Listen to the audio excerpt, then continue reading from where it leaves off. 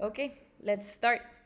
Um, Welcome again, everyone, and thank you for joining us. My name is Paula Salinas. I am a research assistant at the Institute for Integrated Transitions, IFIT, and I will be moderating today's panel. Today, IFIT is launching its newest publication, Negotiating with Violent Criminal Groups, Lessons and Guidelines from Global Practice. For the next 45 minutes, we will have a conversation with co-authors Mark Freeman, Dr. Vanda Felbab-Brown, and special guest Dr. Véronique Dudouet. I will do a brief 5-minute introduction of the panelists and the study, and then direct a question to each of them, who will then have 5 minutes to address it. For the final 20 minutes, I will open the floor for a Q&A session from the public. You can send your questions in through chat or the Q&A button on the lower right corner of your screen. To access simultaneous English to Spanish translation, please click the translation button on the lower right corner of your screen. Para acceder a la traducción simultánea de inglés a español, por favor hagan clic en el botón de interpretación en la parte inferior derecha de sus pantallas. Mark is the executive director of IFIT and an author who has written and advised globally on questions of international law and peace.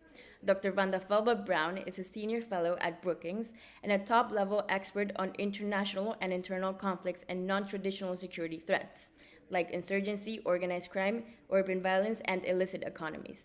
Dr. Véronique Dudouet is a senior research advisor at Berghoff Foundation and a leading expert on negotiation and conflict resolution. As a brief introduction, the analysis and guidelines in the study are grounded in more than 3 years of in-depth IFIT research and draw primarily from interviews with direct negotiators of a global set of cases of negotiation with criminal groups from Latin America, the Caribbean, Africa, Asia, and Europe, in which there was a deliberate goal of reducing or ending widespread violence through truces, ceasefires, demobilization, disarmament, legalization, or other outcomes. Collusive negotiations geared towards self-serving pacts or alliances to enable continued or even increased violence and corruption were excluded because they could not answer the questions at the heart of this inquiry, which seeks to understand the potential utility of negotiation with criminal groups as an intentional peace-building option for policymakers and societies. So Mark, let's start with you. Based on the findings of the study, what type of endgames do or don't make sense when it comes to negotiating with violent criminal groups? And what practices can be usefully applied from the field of peace mediation? Off to you, Mark. Great. Thank you very much, Paula.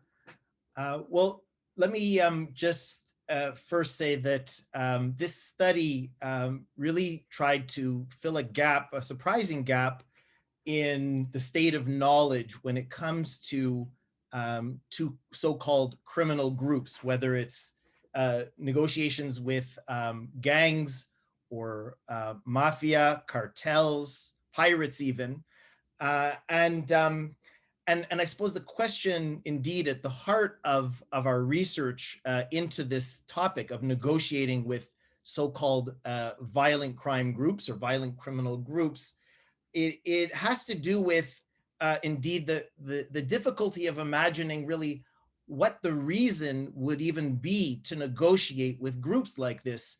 Because when we think about politically motivated armed groups, rebel groups or self-determination oriented armed groups, it's sort of more intuitive and obvious why you would negotiate with them at different moments. There's a kind of template or formula because you negotiate with groups, whether it's the FARC in Colombia or the IRA in Northern Ireland or the Maoists in Nepal, because what you're trying to do, the end game, the obvious end game you try to seek when you choose to negotiate with these groups is to essentially make them political, but without the violence. Or stated differently, you're trying to take the violence out of their political goals or what are understood as political goals.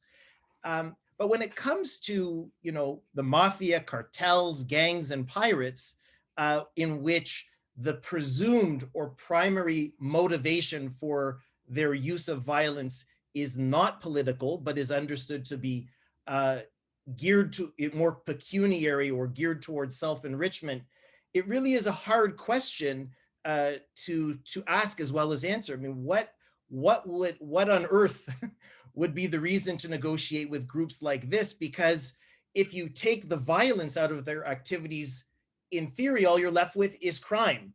It's not like negotiating with politically motivated groups where you trying to take the violence out of their political activities. And so the end game is a critical question. And I suppose we began this research many years ago with a very skeptical orientation. It wasn't obvious, even if we limited our research to cases in which there was a genuine intention to reduce the violence being carried out by these criminal groups, even if there was a deliberate or good faith intention to reduce violence or some other peace building oriented goal, it wasn't clear where you could or should try and end up, because the formula or the template for classical militant groups that have obvious political motivations wasn't available. One of the most interesting discoveries of this research is the degree to which there are available end games.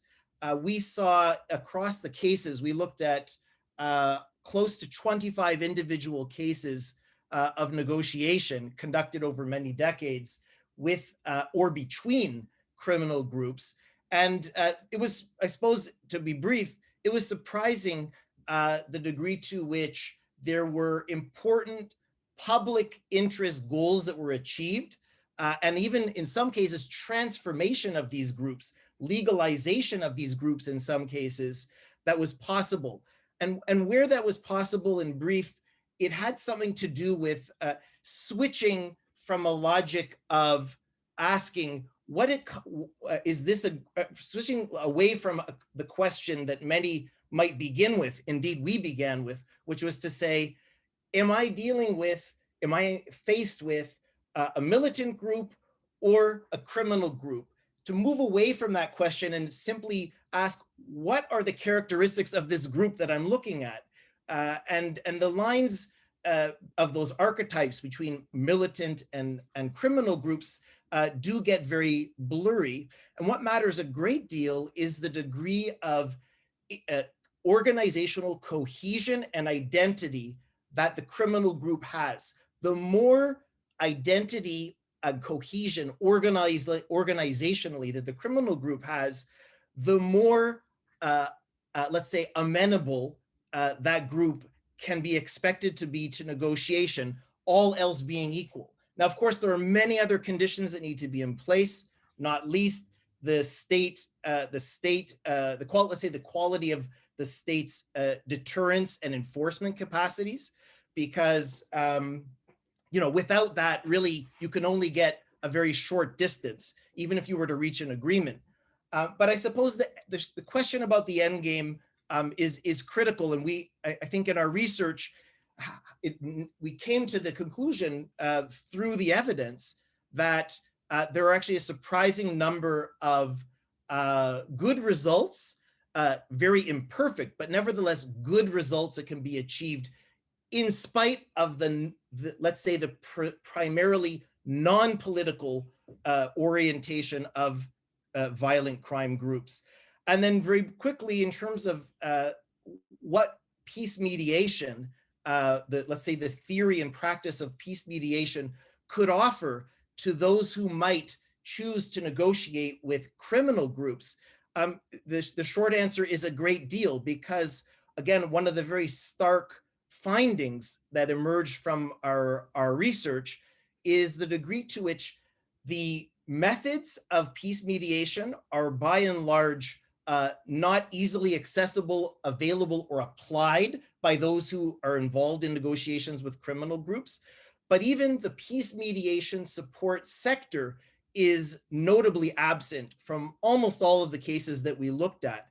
And that could sound like grim news, but in fact, for us, it reveals the quite positive possibilities that may exist for future negotiations with criminal groups, because there's so much that peace mediation can offer, methodologically speaking, to the negotiations that will inevitably take place in future with criminal groups. Thank you, Mark. Vanda, building upon what Mark just mentioned, why should governments or policymakers ever consider organizing or supporting negotiation with violent criminal groups? And based on the findings of the paper, how can the moral hazards of negotiations with such groups be reduced or managed? Well, thank you, Paula, and a tremendous pleasure to collaborate with Mark and you and Mariana on this project over many months. I encourage everyone very much to go look up the report, which is very detailed about many dimensions of negotiations with criminal groups, their implications, the pros and cons. Mark already highlighted the real controversies surrounding negotiations with criminal groups, and the general notion that while it is appropriate and often desirable to negotiate with politically motivated group, the general predisposition is that's not the case with criminal groups. Of course, there is one element or one negotiations that became particularly famous. That's the El Salvador negotiations with the maras in 2012 that had extensive international diplomatic backing, and I mentioned to it the role of the Organization of African States. And that episode became very prominent, but of course it's just one among many episodes of negotiations among criminal groups, between them and the state and civil society activists that take place. But most of them take place quietly and are quite hidden, clandestine, and often very, very controversial. And that's the reason why they are so hidden and clandestine. And this gets to the issue of the moral hazard. And one of the reasons why governments are reluctant to acknowledge that they negotiate with criminal groups. So under the best of circumstances, a government would negotiate with criminal groups to reduce violence and the extent of punitive action that it needs to deploy against its citizens, while having the capacity to deploy those punitive police law enforcement efforts to suppress predation, violent criminality. And there are instances when the state negotiates under those circumstances, those with criminal groups. Those have also turned out to be some of the most successful negotiations in places like Denmark and Norway, where both governments negotiated with, or rather police forces of both countries negotiated with motorcycle gangs, or in places like Spain or Ecuador, where the state negotiated with youth gangs, street gangs. But very often, the state starts negotiating only when it is very weak, after its law enforcement responses essentially failed, did not generate suppression of crime, and might have exacerbated it. So the state often negotiates out of desperation. And that's one dimension why the negotiation comes to approximate in the minds of many extortion and yielding, negotiating on very bad terms, negotiating, handing over power to criminal groups. This is part of the moral hazard. Now, when we talk about moral hazard in the paper, we are really using the term in the economic sense, a very specific meaning, not something that is morally problematic, but or merely morally problematic, but something that, as a result of action, encourages more of the undesirable activity. So the fact that the state negotiates, the classic economic sense of moral hazard is that the danger is that this would encourage more violence by criminal groups. And that indeed frequently happens. It happens in places like Jamaica, Pakistan, Haiti, Brazil, where criminal groups become habituated to negotiate to extract greater concessions from the state for a particular amount of time. They reduce violence temporarily, but when they want more concession, greater handouts, often those handouts are matters such as economic contracts for building roads.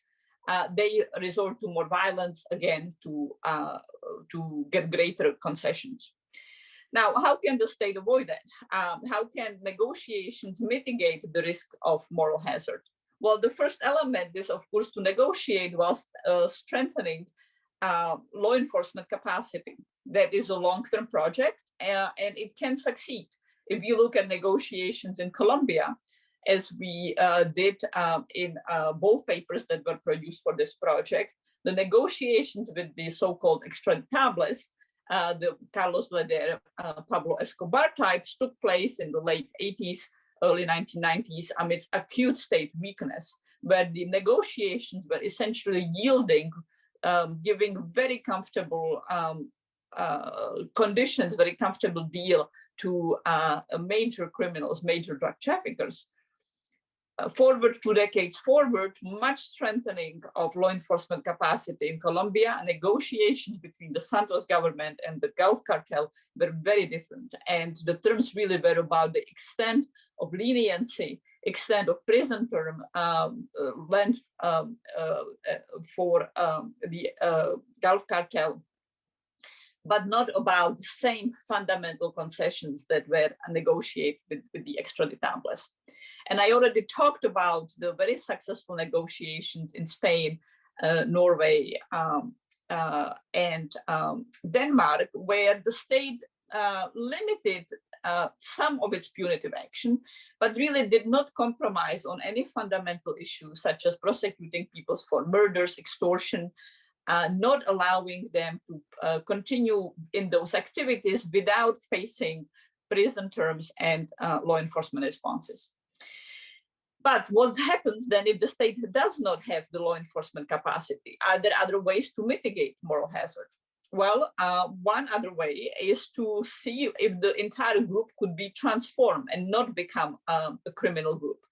There is really only one famous instance of that, and that's the negotiations with youth gangs in Ecuador, where the state succeeded in transforming 2/3 of former violent gang members into political actors, into civil society members, and did so also through generating sufficient alternative livelihoods and legal livelihoods. And I'll end my comment here, which is the real difficulty in the negotiations, is that the deal that the state gives the groups often is very limited short-term handouts. Here is a 3-week contract. Here is a 5-month contract. Here are jobs for 100 gang members.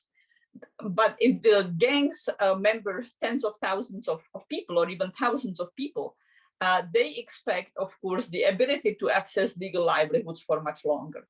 And if the state is not capable of delivering it, which the state often isn't in these contexts, then the risk of moral hazard increases. And actually, I want to make one final comment. There is also a very important risk with respect to the politicians. And that is that even if politicians negotiate to reduce violence, they also become habituated very undesirably and problematically to start using criminal groups to get votes, to get patronage, and even extort money. And we see it from Nepal, India, Nigeria, to places like Brazil, Haiti, Pakistan, and Jamaica. And that also needs to be guarded against by sufficient and diligent prosecution of such politicians. Let me leave that as a teaser here and look forward to further questions. Thank you, Vanda. Now, Véronique, based on your scholarship and work on negotiations involving militant groups, what would allow the peace mediating sector to become more intellectually and practically engaged in efforts to negotiate with violent criminal groups? And how can this gap be bridged? Véronique, up to you. Yes, thank you, Paula. Thanks to Mark and to Vanda for inviting me to comment and to basically give me a great opportunity to read the report, which I've done over the weekend, and happened to find myself nodding along many times. And I share a lot of the comments that have just been voiced already. I find it very interesting that the report makes the case that actually criminal armed groups look very much alike any other militant groups in the types of negotiations that happen, in the factors for ripeness or for readiness or for negotiability of those actors towards negotiation, even though the end goal and the end line, as Mark has stressed, might look very different. I found myself wondering, why is it indeed that the peace mediation community has not been so engaged on these types of conflicts? And I think there's many reasons for that, which have been mentioned already, including indeed this conception that we have in the peace mediation community that criminal groups, due to the nature, don't have a political origin, firstly, so they don't emerge out of structural grievances by marginalized communities. They are led by self-interested, greedy individuals. They don't have political claims that can be articulated and negotiated over. This leads to antagonistic publics. These groups tend to have very little public constituency, which I think makes them very distinct from other types of militant groups. I think there's a number of other obstacles that I can think of, which mean that the peace mediation community is not active in those settings. Just for instance, the fact that those groups don't tend to have a public address, or they don't have an interest in national or international outreach. So it's really hard to find them. It's hard to access them, even if one is interested in approaching them or engaging them. Which means that then mediation and negotiation will much more likely rely on access by local bridge builders, as we call them, or insider mediators, which I would say means that essentially, in the many examples that I found reading the article, those mediators tend to be rather peace activists and not peace professionals, and that has been made very, very, very convincingly. They are coming with a personal commitment, but they don't have the training and the skills that professional mediators would have dealing with other types of groups.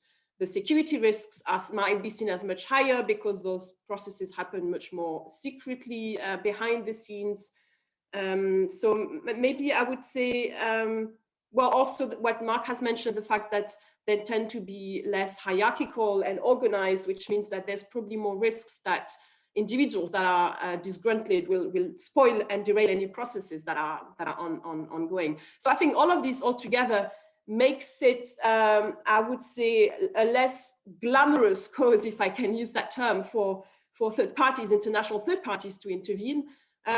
Maybe adding one last factor, which is the fact that there's less funding for intervention in these types of conflicts. I mean, if we think about UN mediators, for instance, that would typically intervene in a UN mission setting, well, there's no international missions dealing with criminal groups. They happened a lot to take place in conflicts that are not affected by civil war. They are middle income countries, etc. So it's harder to make the case for intervention and for funding by donors. But while reading the article, I found myself finding a lot of very interesting thoughts that would merit further more scrutiny by the peace mediation community, which I think offers some opportunities and some ideas for what Mark calls the end line could look like. And just to give a concrete example, for instance, the report talks a lot about the organizational culture that many of those groups have that binds members together. And it could be that actually a lot of members might be more interested in that culture and that bindness rather than the criminal goals that their leaders might be pursuing. And so I think this offers a lot of opportunities for thinking about how organizational transformation into cultural associations and so forth could look like, which I think would make it more attractive for mediation organizations to come in. I also found that just as in the case of militant organizations, when there's an opportunity for reducing violence, which seems to be the case or the objective in many of those interventions, when there is a real reduction of violence, then it really shows that those groups have the capability to enforce a truth, to make their members abide by their agreements or by their promises. And so these might in turn build support and momentum for a more comprehensive conflict resolution approach. I really like that the report also stresses the importance of including victims and communities in those processes, which is really rarely the case. But again, these considerations I think will be helpful to help our community think of those processes less as pure short-term bargainings on violence reduction, but much more comprehensive conflict resolution processes. So I'll stop here for now. Thanks. Thank you, Véronique. So we will now proceed to a Q&A session. We have 3 questions lined up. The first one, I will proceed to read the questions, and then I will give the floor for each of the panelists to react to the question, but I would also invite them to react to the other panelists' intervention as well. So the first question is made by Nathan Paul Southern, and he says, negotiating with violent criminal groups rather than ideological non-state actors was a gap in the research. He was a researcher for a case study for Asia. What do you think is the most pressing gap in the research on both mediation and organized crime?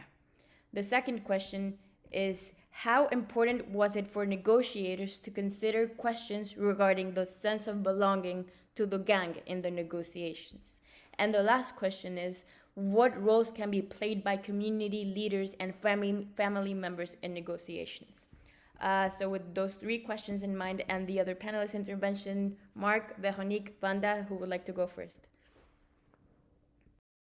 We can go in reverse order if you want, or sort of a middle version, maybe Vanda, Véronique, and then me is fine. Sure, I'll start. Thank you.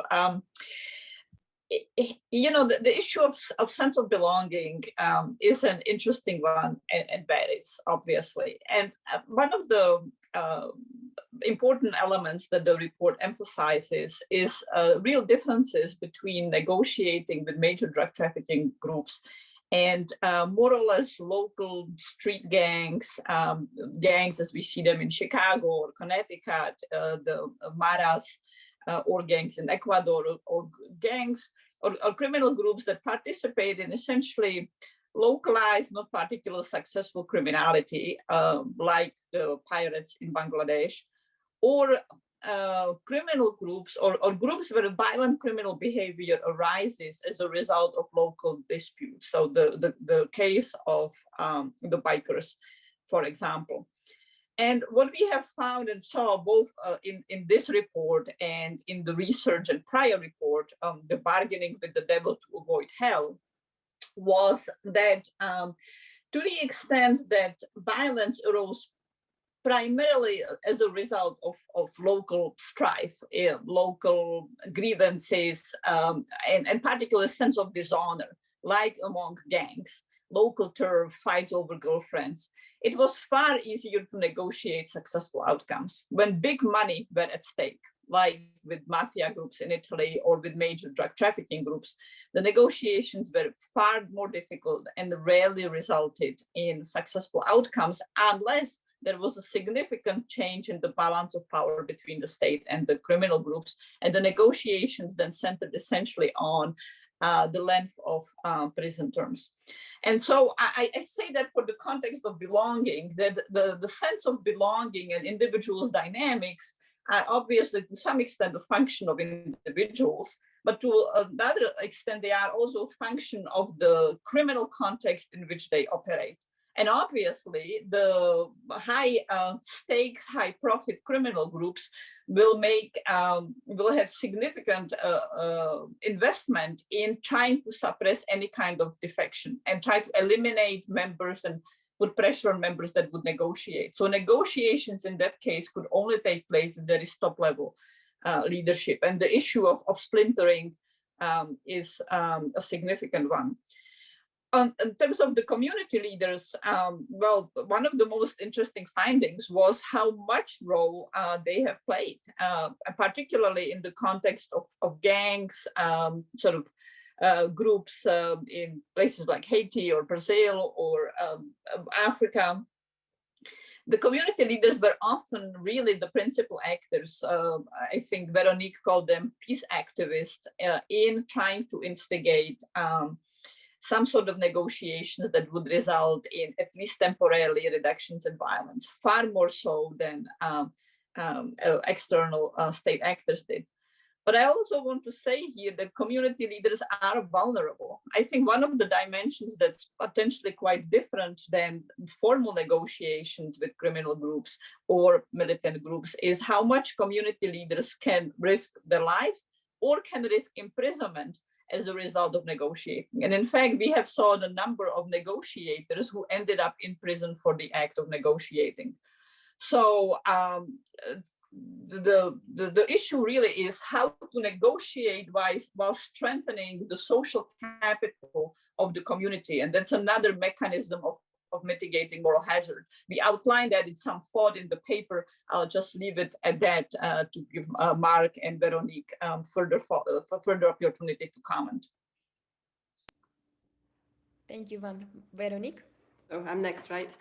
Maybe I'll pick up the question on the research gaps that need to be filled. I mean, I would say that as we have now developed, I would say a sophisticated understanding of a large range of non-state armed groups, starting with the political and ideological ones, with more recently violent extremist or radical Islamist armed groups, and a more nuanced understanding of that universe and the heterogeneity of those universes. Basically, I think we need to do the same with criminal armed groups to better understand them along different features, such as, you know, the organizational features, the behavioral features, the type of violence that they commit, but also the ideological features of those groups.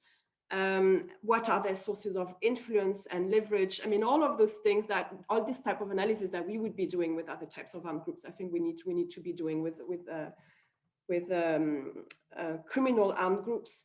And I would say all of the type of research that we do around the transitions that other armed groups go through. So for instance, what does DDR look like with criminal armed groups, either on an individual or on a collective level? What does reintegration, whether community-based or individual reintegration, look like?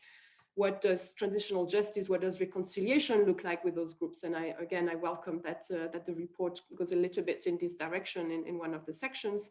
But also, what would political reintegration look like, which is a topic that I've worked on a lot for politically motivated armed groups. Is there any political future for leaders and members of those groups? And these are all questions that I think we haven't tackled yet and would really merit research on its own. And I welcome all of those researchers that might be on this call to take this task and take this great study to the next level. I think there's been so much data gathered. I don't remember how many case studies you have compiled, which is impressive, but that's probably only scratching the surface. I mean, there's so much data out there that still needs to be collected, and I welcome those efforts. Thank you, Véronique. Mark? Thank you. So just maybe building on some of the points that Vanda and Véronique touched on in response to these questions. I do think that there's a lot of scope for deepening research into what we've done. I just want to also make clear that it was like researching in an academic desert, more or less, when we began this. I mean, there were a couple of case studies, I mean, a very limited number of case studies of actual cases of negotiation with violent crime groups. There was some interesting conceptual work that was done, but we do very much hope, a bit like Véronique was saying. I mean, our goal was to kind of do a quantum leap in terms of available facts and evidence about cases, and it required really the skills of, you know, investigative journalists to even identify the cases. But I think that in a certain way, I would say that the bigger gap for me is actually in practice. I was personally, at the conclusion of all this work that we did, I felt strangely hopeful about what could be done productively in terms of negotiating with criminal groups if even 50% of the support that goes into classic modern peace talks was applied into these kinds of talks. I mean, as Vanda and my colleagues at IFIT know, we saw a lot of lonely efforts, quite valiant, quite brave people taking immense risks with the most minimal of support to try and reduce violence, the violence associated and carried out by these groups, and really doing it very thanklessly, as Vanda mentioned. I mean, in many cases, they're facing death threats. They could be prosecuted later, all kinds of things. But if we just sort of, let's put it this way, if we took seriously the idea that there is value that can be gained when you are rigorous in your, if you were, as I say, 50% as rigorous vis-a-vis negotiations with violent crime groups as we are already with politically motivated armed groups, I think the possibilities are quite significant. But there's a huge, so the biggest gap to me in short is actually that of practice. The vast peace mediation sector, which to some extent our organization is part of, as I say, is what's notable is its absence, not its presence, not only in the practice, but I would even say in the debates around this. So we hope to provoke as well as with a small I, inspire more attention to the possibilities of negotiations with these kinds of groups, without doing so in a I would say a naive way, because as the report shows, as Vanda has also highlighted, we're very aware of the risks. They go far beyond, they include, but go far beyond the moral hazards that were mentioned. But the point is that the risks associated with negotiating with violent crimes groups based on all of the evidence that's available to us. And again, we spoke with dozens of people who actually conducted these negotiations. This was not just a theoretical exercise. We spoke to the people who lived the experience and can tell us about it. Again, there's a great opportunity, let's say, to do much better if we can just transfer more of the obvious parallels in the challenges associated with negotiating with Group X versus Group Y. These are very, very similar sets of challenges from a peace negotiation perspective. The sense of belonging has already been commented on. I would just echo what's already been said, and really just emphasize again that what would be most helpful if we want better results and, let's say, more active engagement in the debates and hopefully in improvements in practice in sincere efforts to negotiate with violent crime groups when they are desirable or when they are necessary as a last resort. We again came to the basic conclusion that it's critical to look at the actual characteristics of the groups, put to one side these labels, in particular about politically motivated versus or ideologically motivated or politically motivated versus economically or financially motivated, because there are grievances that you can also identify that produce a sense of belonging in quite a number of the groups that we looked at as well. Not all, but in a fair number of the violent crime groups we looked at, there were different kinds of grievances that were also sources of identity and belonging, and that could be productively channeled into negotiation as well. And then finally, just the question about community leaders and families. That is probably an area where, going back to the first question, where perhaps more research could be done.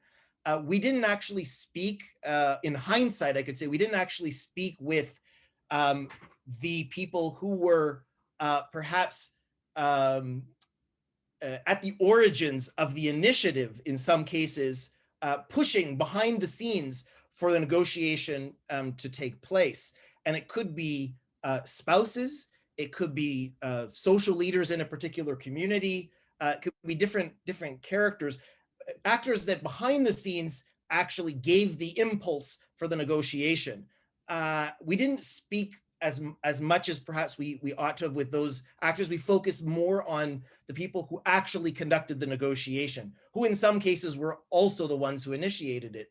But I think, Vanda made the point, and it's a critical one, that again is echoed in our report, that we really, if you're going to negotiate with groups like this, and I'd frankly say the same is true for militant groups, it's not just for negotiating with violent crime groups, there has to be a parallel and quite significant effort of community empowerment in parallel that takes place, or the risks of disappointment or indeed or potentially of even worse violence to come, or perverse alliances being created between the groups that you're trying to, to have them reduce their violence, those things are more likely to happen if you're not really taking seriously the idea, not just of institutional strengthening as parallel activity, but also community empowerment. Sorry for being so long. Thank you, Mark. We have a couple of questions lined up, but we have only 4 minutes left, so I'm going to read them very quickly and you will take turns to answer them.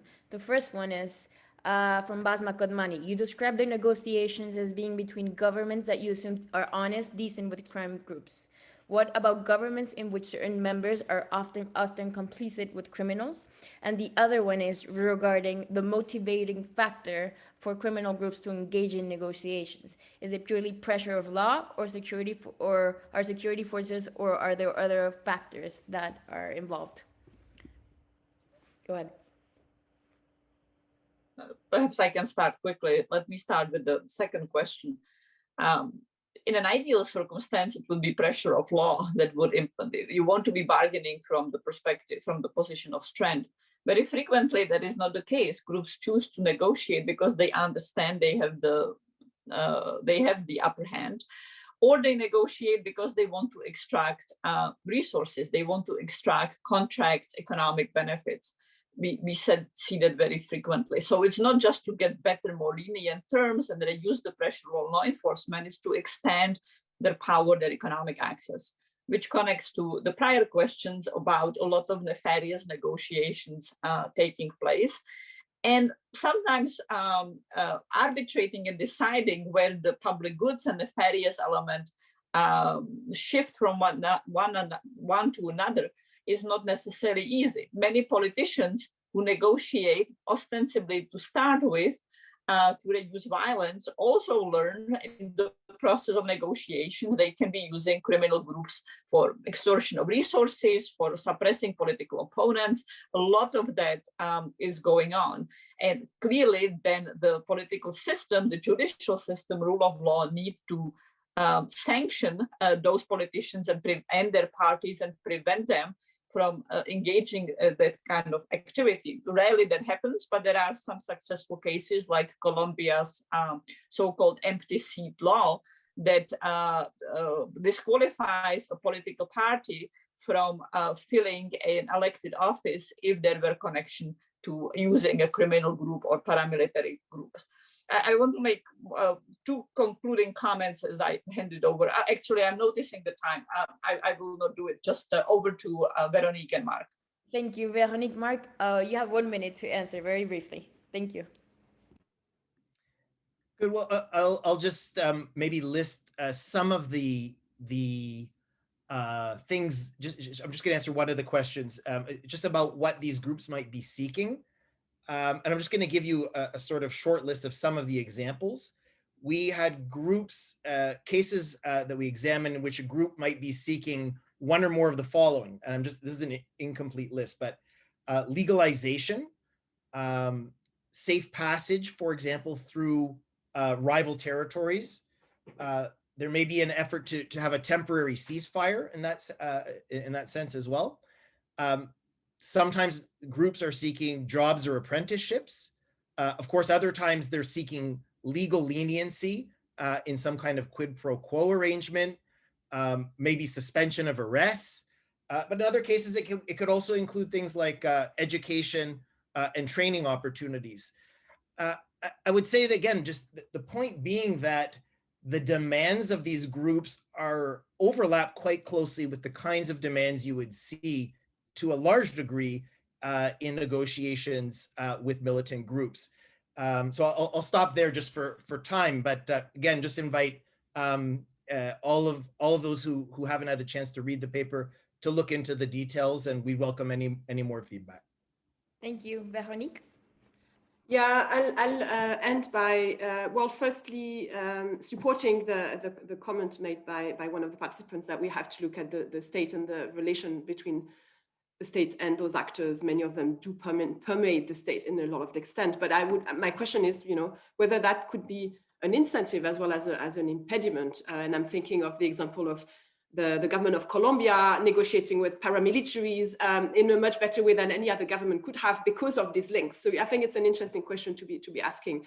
And something that I forgot to mention before in terms of research gaps, I will end here. I think it's also very important to better understand who those insider mediators are, whether these are church, business, NGOs, community leaders, and what their real needs are. And I'm hoping this is something that the study has also looked into, but do they need publicity and protection? Do they need legal and safety mechanisms, or do they need actually to remain very, very quiet and behind the scenes, but they rather need skills and comparative learning and so forth. And so I think, yeah, this would be very important to try and find out in order to make their work more effective.